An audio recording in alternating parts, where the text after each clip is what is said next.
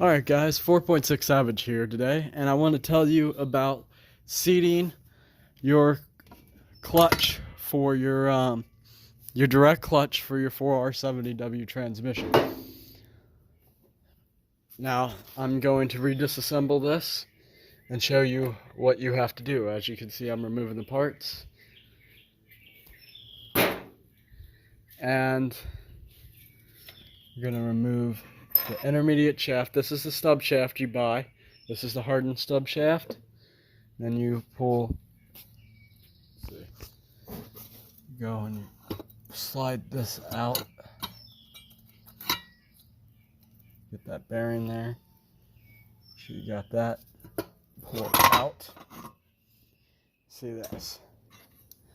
Now, this shaft here sits in the planetary gear set. That does not turn your direct clutch. So when we pull this out and set this to the side, you'll notice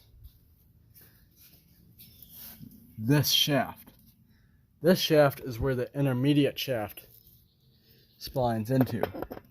As you can see, splines in there, and you turn the whole clutch assembly with that.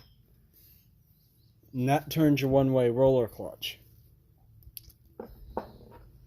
So you have to turn the tail shaft one way and that the other way while pushing in, and it will seat in.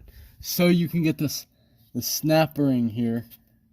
Not sure if you all can see it. Let's get up in here. The snap ring here, so you can get it in. Mine was sitting this far away. It was sitting right in front of it and just needed to go further. And once it went further, it wasn't a problem. As you can see here, you just take inside out and everything will slip right out. That's that. Then your planetary gear set will come right out. And there's your clunk spring. You have to make sure.